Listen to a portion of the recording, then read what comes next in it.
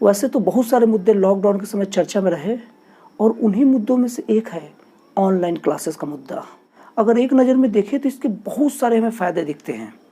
जैसे कि सबसे पहला फ़ायदा कि अभी के टाइम में जो कोरोना महामारी चल रहा है उससे बचत के लिए सबसे प्रमुख हथियार कुछ है तो है सोशल डिस्टेंसिंग का पालन करना, सोशल डिस्टेंसिंग फार्मूले को अपनाना। और ऑनलाइन क्लासेस सोशल डिस्टेंसिंग फार्मूले का पूर्णतः पालन करता है, क्योंकि ऑनलाइन क्लासेस में जब अपने घर में सब क्लास अटेंड करेंगे तो उन्हें किसी से संपर्क में आने की कोई ज़रूरत ही नहीं है। मतलब सोशल डिस्टेंसिंग फार्मूले की बात करें तो इसके अनुसार पूर्णतः सुरक्षित है ऑनलाइन क्लासेस। और इसका दूसरा लाभ ये है कि जो छोटे बच्चे होते हैं उन्हें स्कूल या ट्यूशन पहुंचाने के लिए एक गार्जियन की ज़रूरत होती है, एक आदमी को उसमें लगे रहना पड़ता है। तो ऑनलाइन क्लासेस के कारण वो भी फ्री हो गए, क्योंकि अब उन्हें कहीं छोड़ने की ज़रूरत नहीं है, सब चीज़ ऑनलाइन ही हो जा रहा है। और तीसरा फ़ायदा ये है कि जब बच्चे साइकिल से या गाड़ी से जब स्कूल कॉलेज या ट्यूशन जाते हैं तो माँ बाप को डर लगा रहता है कि बच्चे कैसे जाएंगे, ठीक से जा रहे होंगे कि नहीं जा रहे होंगे। लेकिन ऑनलाइन क्लासेस होने के कारण ये डर भी खत्म हो गया है। और इसका दूसरा लाभ ये भी है कि बड़े बच्चे जैसे कॉलेज करने वाले स्टूडेंट ज़्यादातर अपनी क्लासेस या कोचिंग बाइक या कार से जाते हैं, तो इससे उनके जो पेट्रोल डीजल पर जो खपत होता है वो बच जाएगा और इस देश को पोल्यूशन से थोड़ी सी राहत मिलेगी। लेकिन जैसे कि हर सिक्के का एक दूसरा पहलू भी होता है, वैसे ही ऑनलाइन क्लासेस की जैसे बहुत सारे फ़ायदे दिखते हैं उसे इसके बहुत सारे घाटे भी हैं। अगर घाटे की बात करें तो इसका पहला सबसे प्रमुख घाटा ये है कि मोबाइल में ज़्यादा समय तक लगातार देखने से बच्चों की आंखों पर बुरा असर पड़ता है। बच्चे की जो आंखें होते हैं वो बहुत ज़्यादा सेंसिटिव होते हैं और आंखों में पड़ने वाला ब्लू लाइट उनके दिमाग को भी प्रभावित कर सकता है, जिससे उनका दिमाग जल्दी थक जाएगा और वो चिड़चिड़े भी हो सकते हैं। और दूसरा घाटा ये है कि जब बच्चे ऑनलाइन क्लास करेंगे तो अगर 4 घंटे या 5 घंटे की भी क्लास रहेगी तो उनके माँ बाप हमेशा उनके साथ बैठे नहीं रह सकते हैं। तो संभव है कि अगर माँ बाप इधर उधर गए तो बच्चा कोई और साइड पर घुस सकता है और उसी साइड में बिजी होकर पूरा फंस जाएगा और अपनी पढ़ाई को तहस नहस कर डालेगा। तो ये भी एक ऑनलाइन का साइड इफ़ेक्ट है। और अगर अगली समस्या की बात करें तो देखा जाए तो भारत में भी नेटवर्क तगड़ा नहीं है, हर जगह नेटवर्क प्रॉब्लम है। और ये बात नहीं है कि नेटवर्क प्रॉब्लम कहाँ पर है, समस्या ये है कि कहाँ पर नेटवर्क प्रॉब्लम सही है। गिने चुने जगह ऐसे होते हैं जहाँ पर नेटवर्क एकदम आबाद रूप से निर्बाध रूप से बहुत सही और एक काम लायक स्पीड में चलता है। अब आप खुद सोचिए कि अगर कोई टीचर ऑनलाइन क्लासेस करवा रहा है और किसी बच्चे को कोई डाउट आया और अपना डाउट पूछे और उस वक्त नेटवर्क प्रॉब्लम हो गया तो वो डाउट टीचर तक पहुँच ही नहीं पाएगा और टीचर ज़्यादा देर तक उस बच्चों का वेट नहीं करेगा, क्योंकि एक ऑनलाइन क्लासेस में कम से कम 50 बच्चे तो स्टडी कर ही रहे होंगे और 1 घंटे की क्लास रहेगी, उसके बाद कोई और सब्जेक्ट की क्लास आ जाएगी।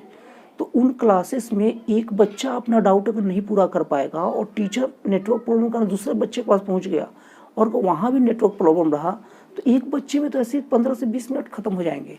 तो 1 घंटे में 50 बच्चों पर कैसे टीचर ध्यान दे पाएगा। और इसकी भी कोई भरोसा नहीं कि वो 50 के 50 बच्चे के पास नेटवर्क अवेलेबल हो ही।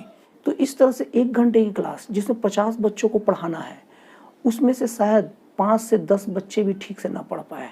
तो इस तरह से ऑनलाइन की प्रमुख खामियों के रूप में गिना जा सकता है। और अगर अगली बात करें तो हमारे देश में ऐसे बहुत सारे योग्य टीचर हैं जिनके पास संसाधन कम है। हमारा देश के बारे में कहा भी जाता है कि हमारा देश प्रतिभावान गरीबों का देश है।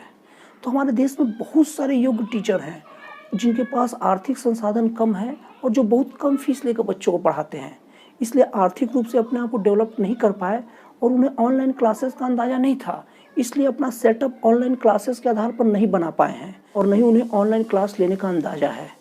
तो ऑनलाइन क्लासेस होने के कारण बहुत सारे अनुभवी टीचर ऑनलाइन क्लासेस नहीं करा पाएंगे। इससे एक प्रतिभावान टीचर का मार्गदर्शन बच्चे खो देंगे। और हमारे देश में ऐसे बहुत प्रतिभावान जनसंख्या भरी पड़ी है जिनको अपनी प्रतिभा का सही अवसर नहीं मिल पाने के कारण कोचिंग में आ गए हैं और वो देश की बहुत तगड़ी सेवा कर रहे हैं। बड़े बड़े एग्जाम में वो कोचिंग संस्थान और एक टीचर ही लोगों को सफलता दिला रहे हैं। लेकिन ऑनलाइन क्लासेस हो जाने की वजह से इनका काम एक तरह से रुक गया है। लेकिन ऑनलाइन क्लासेस हो जाने की वजह से ये ऑनलाइन क्लासेस कराने के लिए तैयार नहीं थे। एकाएक इनके सामने समस्या आई और सरकार की तरफ से कोचिंग खोलने की इजाज़त दी नहीं गई है, जिससे ये बहुत बुरी तरह से बेरोजगार हो गए हैं और इस तरह से देखा जाए तो हमारे देश में बहुत बड़ी बेरोजगारी का कारण भी बन सकता है ऑनलाइन क्लासेस। और यहाँ पर कुछ गिनती भर टीचर ऐसे हैं जिनके पास ऑनलाइन की व्यवस्था है। तो इस तरह से देखा जाए तो एक बहुत बड़े प्रतिभाशाली लोगों की बेरोजगार जनसंख्या हमारे देश के सामने खड़ी हो सकती है ये ऑनलाइन क्लासेस की वजह से। और आखिरी कारण जो कि बहुत इंपॉर्टेंट कारण है, बड़े बड़े चिकित्सक, बहुत बड़े बड़े विशेषज्ञ ये बताते हैं कि कोरोना से बचाव के लिए सबसे कारगर साधन हमारा इम्यूनिटी सिस्टम को स्ट्रांग होना है। और जब बच्चे घर में ही रहेंगे, बाहर बिल्कुल नहीं जाएंगे, तो उनका इम्यूनिटी सिस्टम कैसे ग्रोथ करेगा। जब बच्चे 6-6 घंटे ऑनलाइन क्लासेस के लिए बैठे रहेंगे तो उनका मेटाबॉलिज्म कैसे वर्क करेगा, खाना कैसे ठीक से पचेगा, और उनका शरीर का जब चाल ठीक से नहीं हो पाएगा तो उनका इम्यूनिटी सिस्टम बिगड़ जाएगा। और ख़राब इम्यूनिटी सिस्टम कोरोना का सबसे बड़ा निशाना होता है। कोरोना उनको बहुत आसानी से प्रहार कर देता है। जिस तरह से WHO और बड़े बड़े देशों के जो स्वास्थ्य विशेषज्ञ हैं ये बताते हैं कि कोरोना अभी कम से कम 3-4 सालों तक जाने वाला नहीं है। तब तो ये बात फिक्स है कि हमें इसी के साथ जीना सीखना होगा। और कोई भी व्यक्ति कुछ भी कर ले, ये बात नहीं मान सकता कि मैं कोरोना से बच ही जाऊंगा। जैसे वो सब्जी लेने जाता है तो कितने लोग उस सब्जी को छुए होंगे और देखे होंगे, अब फिर वो सब्जी को लेके आएगा तो वहाँ से भी कोरोना ला सकता है। अगर कुछ नहीं तो पैसे देगा कुछ और वो चेंज करके पैसे रिटर्न करेगा, उससे भी कोरोना फैलने का डर है। और कुछ नहीं तो रास्ते में चलते समय वो जिस जगह से गुजरा उससे 1 सेकंड पहले कोई छींका या खांसा हुआ कोरोना पॉजिटिव, और वहाँ से वो सांस ले ले तो कोरोना पॉजिटिव हो जाएगा। और वो अपने घर में आएगा ही और अपने बच्चे से संपर्क करेगा ही। तो वो बच्चों पर, अगर वो बच्चों का इम्यूनिटी सिस्टम कमज़ोर है तो कोरोना तत्काल असर करेगा, तगड़े तरीके से असर करेगा। तो मेरे कहने का मतलब ये है कि कोरोना जब अभी जाने वाला नहीं है, तो फाइनली मेरे वीडियो का सार ये है कि जब कोरोना जाने वाला ही नहीं है तो कोरोना से छिप के और बच के रहने से और डर के रहने से अच्छा कोरोना का मुकाबला करना सीखना होगा। सरकार को भी चीज़ समझना पड़ेगा कि जब कोरोना जा नहीं सकता तो स्कूल या कॉलेज या कोचिंग सभी जगह खास सुरक्षा मानकों जैसे सोशल डिस्टेंस का पालन अनिवार्य हो, और बच्चे एकदम खास डिस्टेंस के साथ ही एंट्री करें, और उनको सैनिटाइज करना अनिवार्य हो। सैनिटाइज करने का मतलब है कि हाथ वगैरह को सैनिटाइज कर लिया जाए और बच्चे एक दूसरे संपर्क में ना आए। इस तरह से खास तकनीकी व्यवस्था के साथ सरकार को स्कूल, कॉलेज और कोचिंग खोलने की अनुमति देना चाहिए। इससे जब बच्चे मूवमेंट करेंगे, रनिंग करेंगे और जब उस जगह पढ़ेंगे तो उनका भी इम्यूनिटी सिस्टम स्ट्रांग होगा। और जब इम्यूनिटी सिस्टम स्ट्रांग होगा तो कोरोना जो वायरस है उन पर कम असर करेगा। और एक सकारात्मक खबर यह है कि भी कोरोना पेशेंट की संख्या बढ़ रही है, कोरोना की संख्या बढ़ रही है, लेकिन कोरोना वायरस कमज़ोर हो गया है।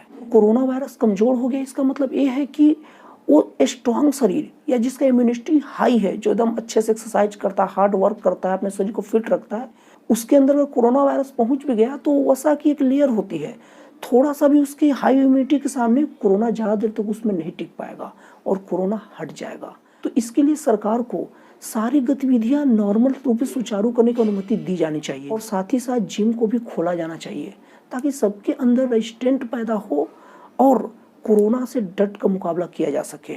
और बहुत सारे नेत्र विशेषज्ञ का ये मानना भी है कि अगर ऑनलाइन क्लासेस ऐसे ही चलते रहा, बच्चे 6 से 8 घंटे तक पढ़ते रहे, तो 30 साल से कम उम्र में सभी बच्चों की आंखों पर मोटे मोटे चश्मे लग जाएंगे और 50 से 60 साल की उम्र तक सभी की आंखों की रोशनी भी जा सकती है। तो दोस्तों, जब कोरोना वायरस जा नहीं सकता, आर्थिक गतिविधियां भी जरूरी है, तो सरकार को लोगों को बांधने की कम, लोगों को सुरक्षा नियमों को और लोगों को जागरूक करके अपने काम काज में छोड़े जाने की ज़्यादा ज़रूरत है। तो इसलिए ऑनलाइन क्लासेस एक विकल्प नहीं हो सकता, और अच्छा विकल्प तो बिल्कुल हमारी शिक्षा व्यवस्था का नहीं हो सकता। और पढ़ाई का सही तरीका पारंपरिक तरीका ही सही है, जहाँ बच्चे स्कूल में, कॉलेज में, कोचिंग में जाकर बैठते हैं, हाँ, लेकिन उसके साथ सुरक्षा मानक बहुत जरूरी है, उसके साथ ही क्लास किया जाना चाहिए। और यही एक चारा है बच्चों के शार्प माइंड और हेल्दी शरीर के निर्माण का। और कहा भी तो जाता है, स्वस्थ शरीर में स्वस्थ मस्तिष्क का निर्माण होता है, और ऑनलाइन कम से कम स्वस्थ शरीर देने वाला चीज नहीं है। इसलिए ऑनलाइन क्लासेस को शिक्षा का विकल्प नहीं बनाया जा सकता। दोस्तों, मेरा वीडियो कैसा लगा, अच्छा लगा या खराब लगा, कमेंट बॉक्स में जरूर लिखिए। और ये जो मेरा चैनल है वो जन कल्याण को समर्पित है, इसलिए अगर आप जन कल्याण में इंटरेस्टेड हैं तो प्लीज़ ये चैनल आपका ही है और आप इस चैनल को सब्सक्राइब कर लीजिए, ताकि जन कल्याण से संबंधित कोई भी मैं वीडियो बनाऊं तो उसका पहला नोटिफिकेशन आप तक पहुंचे। तो फिर मिलते हैं अगले वीडियो में एक नए विचारों के साथ।